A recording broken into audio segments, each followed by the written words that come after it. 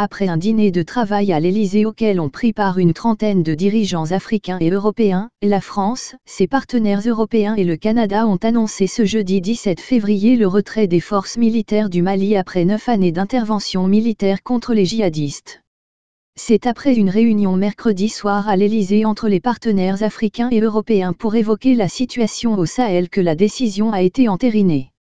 Les forces de Barkhane et Takuba vont donc quitter le Mali lors d'un retrait coordonné. En raison des multiples obstructions des autorités de transition maliennes, les pays estiment que les conditions politiques, opérationnelles et juridiques ne sont plus réunies pour poursuivre efficacement leur engagement militaire actuel. Nous restons déterminés à soutenir le Mali et sa population dans leurs efforts pour obtenir une paix durable et la stabilité, précise le texte de cette déclaration conjointe.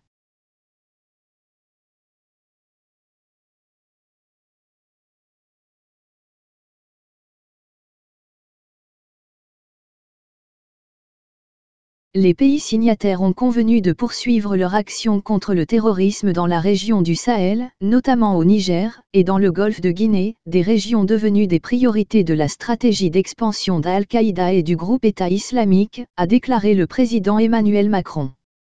Des consultations politiques et militaires ont été engagées avec les pays concernés pour mettre en place d'ici à juin 2022, les paramètres de cette action commune. Cette action sera donc, c'est ce que l'on comprend, une action internationale, européenne et canadienne avec la France, mais avec une volonté de retirer la France du devant de la scène.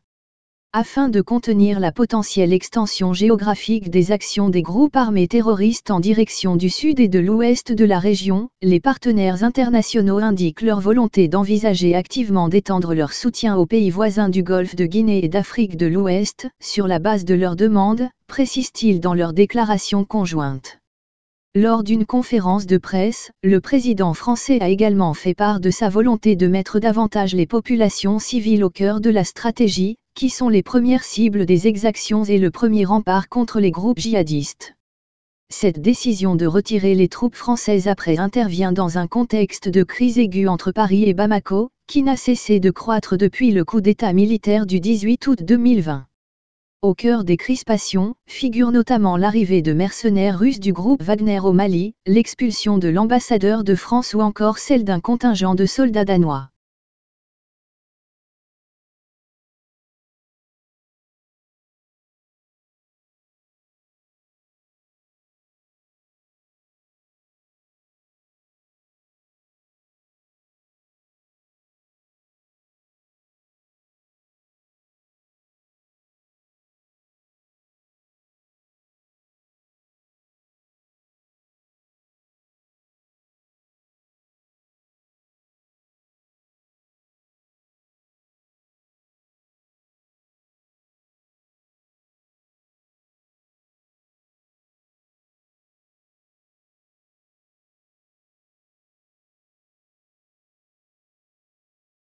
Choguel Maïga n'a parlé que de la France et de l'opération Barkhane.